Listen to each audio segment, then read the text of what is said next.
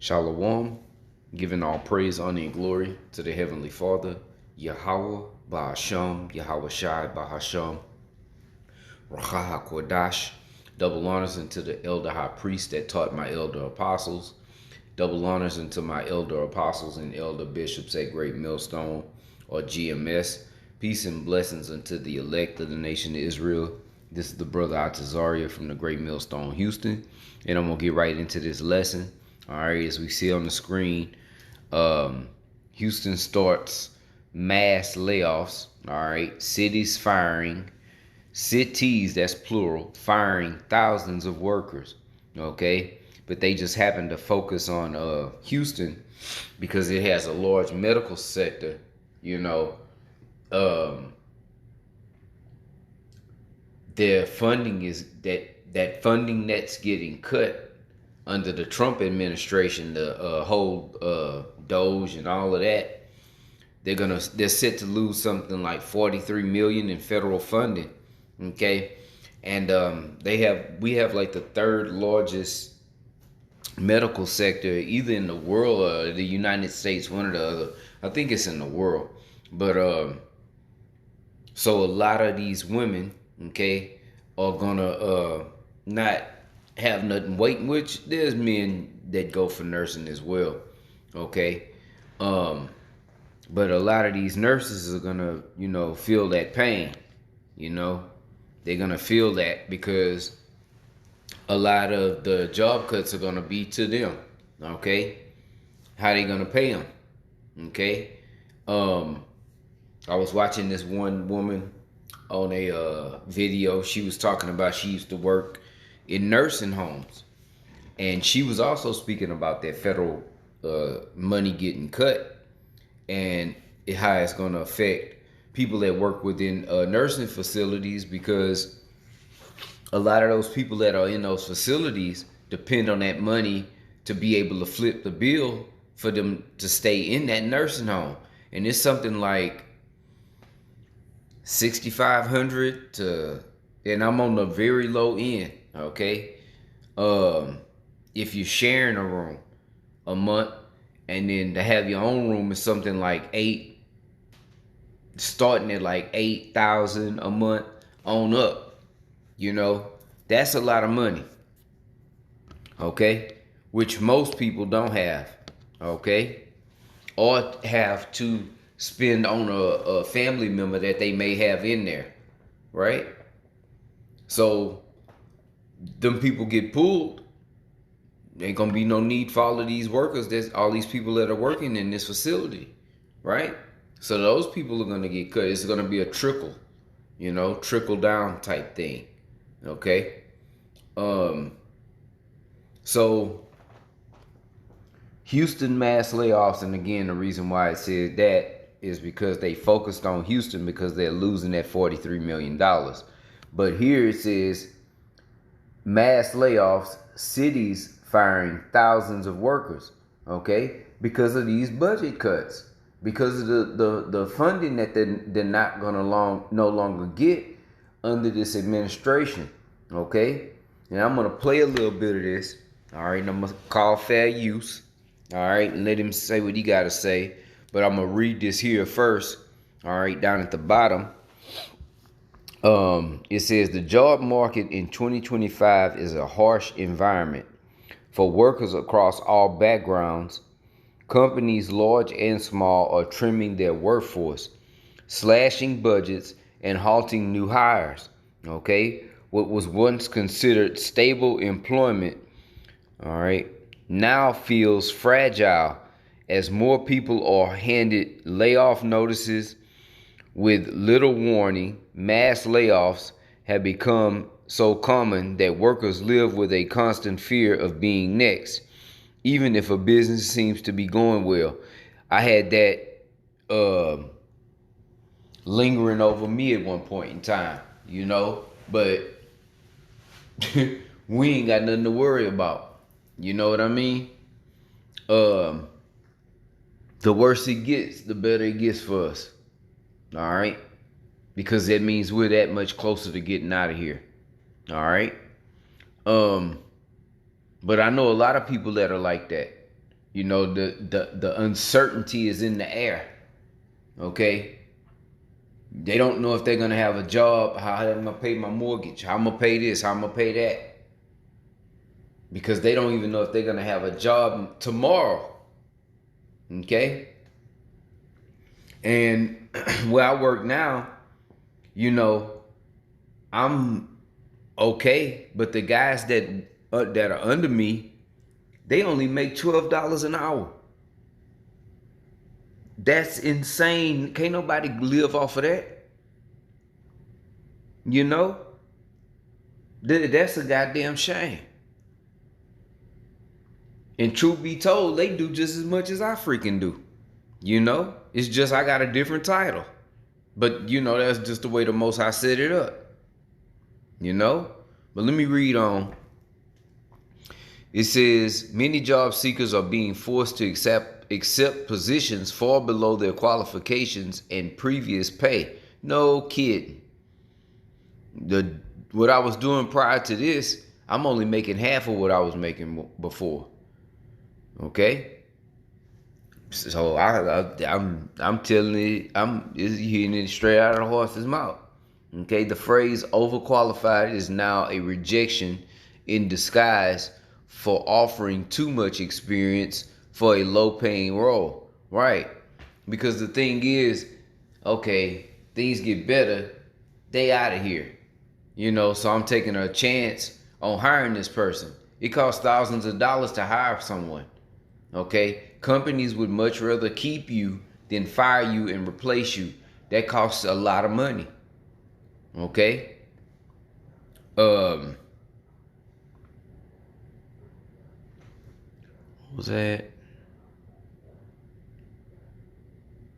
Hey, and I speak to that too. A lot of people that went to school for certain things, they can't get in the field that they went to school for, have to take jobs that have absolutely nothing to do with their study. A lot of them go as far as not even putting that on their applications just to get some bullcorn job. You know? So, in other words, things are getting tight. Okay? Let me read the rest. It says, even graduates who expected to start their careers strong and entering a market that's oversaturated, or entering a market that's oversaturated and underpaying. No kidding. See, we'll get to a point where these companies, okay, I can pay them whatever they want. Because it's so, you know how replaceable you are right now? That really gives these companies an upper hand. You see? Oversaturated and underpaid. All right. Internships are replacing full-time jobs. Contract work is replacing benefits. No kidding. Because I was working contract. See, when you work contract for a company, they just pay you to come do that job and you leave. Ain't no health benefits, ain't no insurance, ain't none of that. They just pay you a flat rate. You go about your way. And you responsible for all that other stuff. You know? It's no wonder companies hire temp services. You always wonder, why the hell would they pay the temp service $24 an hour, but they only pay me $14? If that. And a lot of times they pay the temp service more than that. Why would they pay them so much more? Because now the temp service is responsible for paying you and your insurance and all of this other stuff, your background check and you being in the system. We ain't got to deal with that headache. You see? And I'll say this too, since I'm talking. Them temp services, look, if you go apply at a temp service and you can't get nothing through them after about a month, to call them and let them know to take you out of their system. Because what they'll do is they go by numbers. Companies looking at these, okay, well, how many people they got lined up in their system? So the more people they got in their system, even if they not getting them jobs, it looks good to the employers that are trying to find employees. The slave masters that's trying to find slaves. Okay? So tell them, hey, take me out your system. You can't find me a job, just take me out your system. So then they'll either get on something, y'all give me a chance, baby. I might have something right here, you know. Or they'd be like, okay, you sure? Yes. Take me out of your system. Okay, thank you. And just let that be. Just a bit of advice, you know, for any brother that might be going through that. Anyway, because I've been in this doing a long time, you know. I done worked all kind of jobs. Okay. Um, it says internships are replacing full-time jobs. Yeah. And I don't think they hardly pay them nothing, if anything, on the internship. I'm not sure. Never did that, so I can't really say. But I don't think they do. Just, you know. Matter of fact, hold on.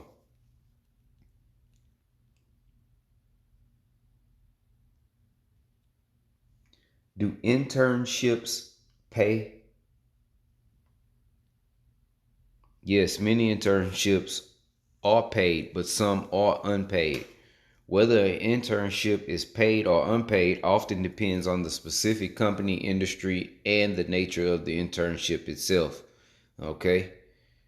Uh, and I ain't gonna get all into it, but some don't. You know. Okay, common in certain situations. Unpaid internships are more common when the internship is part of a degree program or when the intern's learning is the primary focus. Well, and that's understandable, okay, from a business perspective, okay?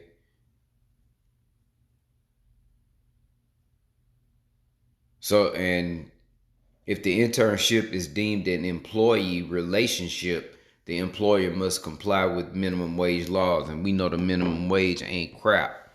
Because I didn't think internships, if they do get paid, they don't get paid you know, what they'll be making once they become whatever it is they going through that internship to be, right? Anyway, let's go back and finish this so we can get into it. See, I read internships are replacing full-time jobs. Contract work is replacing benefits. Absolutely. Because the companies don't want to pay them all that, the insurance and all the dental plans and all of that. You know, they had you know, I always watch The Simpsons, you know. Um, they had an episode where they were losing the dental contract because the owner of the nuclear power plant, Mr. Burns, he wanted to get rid of the dental plan because it was costing him money, you know? And he spoke about how it didn't used to be that way when he was little. You know, they didn't have all of these unions and all it, you know. So it made it easier for the employer back then, you know, but now it's hard. Like you gotta damn be a been established ass corporation and all that type of stuff, man, to be able to make it in that, you know, in that business. Cause it's almost impossible to, that's why so many small businesses are going under, especially in this economy. Okay. What COVID didn't finish. All right. Let me go back. Contract work is replacing benefits and uncertainty is replacing security. Absolutely. Even in my last job where I worked, there's a guy who had been there for 20, 27, 29 years and just got fired right out of the blue. You know, like it wasn't nothing. All unexpected. Then after him, it was another woman that had been, they brought her in working overnight and then they switched her to the day. Out of there. Just with no warning, you know? So A lot of places are trimming their workforce, all right, so that their shareholders don't lose, and so that the company doesn't sink. That's what you got to do. That's business. That's capitalism. Okay, and especially now, ain't nothing secure. And then you got all this AI, and tell you this, a lot of this stuff is going to affect women first. Okay, a lot of this stuff is going to affect women first. Okay, the young lady I'm dating or whatever, that's what she's going to school for, nursing. Good luck. All right, but Eve don't listen. So here we are. Let's go on. People are working for less or not working at all, with little sign that the job market will rebound anytime soon, and it's not. Okay. As a matter of fact, let me bring out a scripture and I'm gonna play a little bit of this. Let me go to the book of let's see, right here in verse. Let me get straight to the point. This is the book of Ecclesiastes, chapter 12, and verse 3.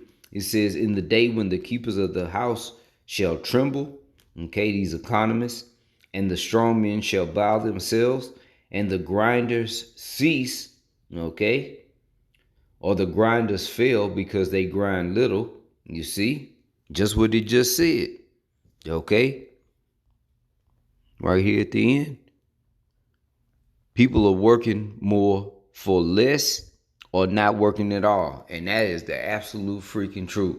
Because the more people you cut from a job market, right, or a business, yeah, that work is still there. Somebody's got to do it. So it's just going to get passed to the other person that's still working there. Well, if you want to keep working here, you're going to have to do yours and their job. Now, that's that. Or guess what? We got a line of applicants ready to replace you. Okay?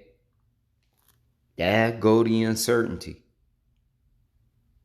So people are like all on eggshells, on edge. And Gerald Celente, that's who it was. When people lose everything, they lose it. And people are going to start losing. Well, people are already losing it. Okay? A lot more people are going to lose it. Okay? Now, couple that with all of the rest of the shit that's going on. Okay? So-called natural disasters.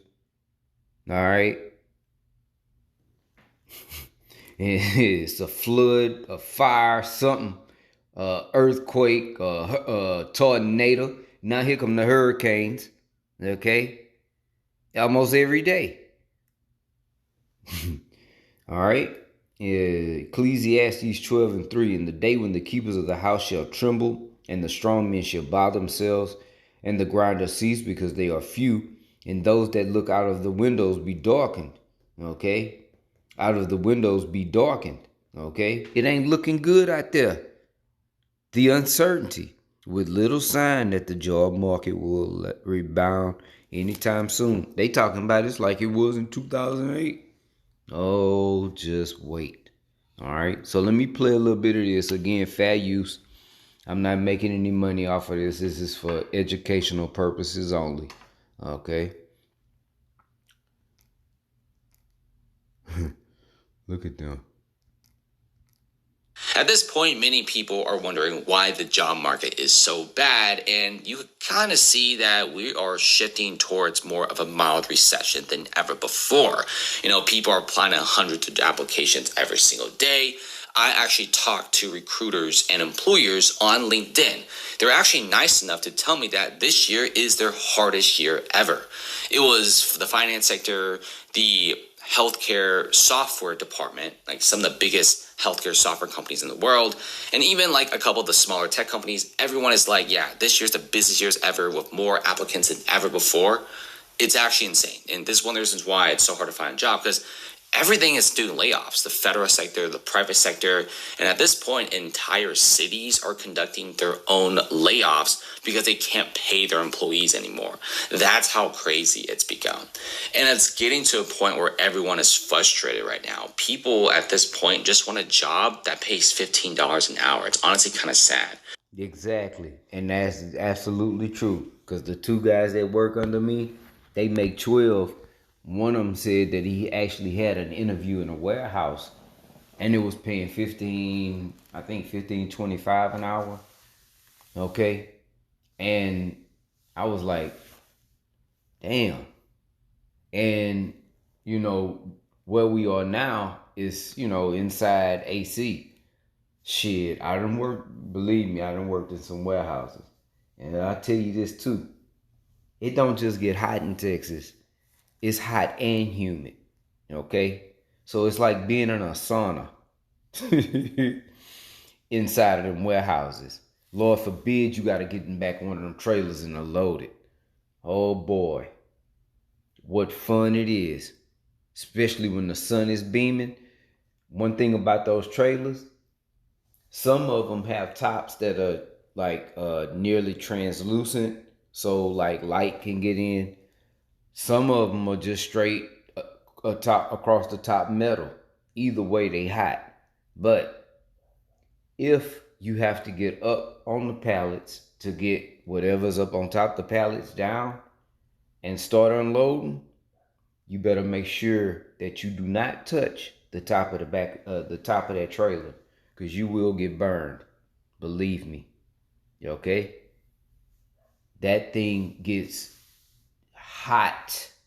Okay? And ain't no air circulating inside the back of that trailer. Believe that. Okay? It's hot in there, Jack. You know, and then to add insult to injury, they'll come through there with a cooler of popsicles, them electrolyte popsicles and shit, and ask you what flavor you want. Man, I'm telling you, this place sucks, man. You know? Anyway, let me go back to Ecclesiastes and finish reading this. Ecclesiastes 12 and 4. And the door shall be shut in the streets when the sound of the grinding is low. And he shall rise up at the voice of the bird, and all the daughters of music shall be brought low. Okay? Which is another indicator that we're at the end. Okay? Speaking about the daughters of music being brought low, this music today is trash. Okay? Low vibration trash. That ain't talking about nothing. Okay? You know what? Let me read a little bit of this, what he got on the screen too. I'm not sure if he said, oh yeah, he did speak to that. He said I put 100 applications in, applications a day to jobs. I'm overqualified too. Oh, overqualified for. I still never get an interview or call back. I don't understand the job market. You were bamboozled. That's what you don't understand about the job market. Okay? They create it, all right? And they control it. And a lot of people aren't needed anymore. Okay? You're not promised anything just because you go to college. You're not promised a job because you go to college. That's the misconception. You think because you go to college, you're promised a job? See, I was fed that malarkey. I knew guys with degrees that drove trucks. They could have just went straight to driving trucks instead of racking up student loan debt. Because you know, a lot of times, Jake ain't got no bread to go to school. Like me, myself, I was fortunate, you know, but my parents wasted their money. I will say that. They wasted their money because I hated school. And I thought I made that evidently clear through high school. I failed the 12th grade. And they still sent me to college. I didn't want to go to school, you know? But, you know, that's the misconception though, okay? Because people believe in this system. Oh, you go to college and you get you a good job, a career, and, you know, you settle down for the rest of your life. Maybe at one time, that's done. It may be certain fields. The best thing you could do is learn a trade. Like go to become an electrician, become a plumber, you know? Something like that. Something, you know, AI can't replace plumbers. You know, AI and all of that can't replace those things. At least not right now, you know? An electrician. You know, learn how to pave driveways, some concrete work, you know, just throwing shit out there, you know. And there's many ways you can hustle, you know. It's just getting on it, but to say the least, speaking to this, it's about to be a lot of women. I'll say that again, a lot of women that's gonna be hurting, okay? Because the women typically had the jobs that, you know, you see a woman working with a road crew, like what is she doing? Holding the sign, stop, go slow, you know, or go, you know. Well, I mean, what is she doing? Is she out there, you know, with the jackhammer busting up concrete? Hell no. Yeah, okay. Let's just say there are women out there that do that. 99.9% of the rest of them are men. Okay? The women ain't gonna be doing that out there on the site. Or fire watch or some shit like that. You know what I mean? She's got to go. We cutting back. Okay? So it's gonna be a lot of women that get it first, man. Okay? And a lot of women already are feeling that. Okay? Which is gonna help to lead to Isaiah 4:1. Okay? A lot of damsels in distress. Anyway, that's pretty much it. I seen this article and was like, gotta do a lesson on this, you know, because it's getting worse. And us being prophets of the Lord, we are blowing that trumpet. Hey, as a matter of fact, let me go back up to the top of the book of Ecclesiastes 12:1. Remember now thy creator in the days of thy youth, while the evil days come not, nor the years draw nigh, when thou shalt say, I have no pleasure in them. So now is the time to be getting back to Yahweh Bashem Yahushua. Okay? Because what it say in Romans, our time is nearer than when we believed. Our salvation is nearer than when we believed. Right? Oh shit, this damn Okay, shit. first, Hold unlock on, your phone. cuz. If you update your lock screen settings, next time I can help with this when your screen is locked. Shit just started. It does that, you know? Romans chapter 13 verse 11 states that our salvation... Yeah, I know.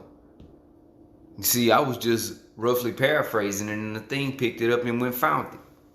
You know? Well, hell, I might as well bring it out now. This is the book of Romans, chapter 13 and verse 11. And that knowing the time, that now it is high time to awake out of sleep, for now is our salvation nearer than when we believed. Okay? So these are just more signs that this place is out of there, man. Okay? Lord willing, this was edifying. All right?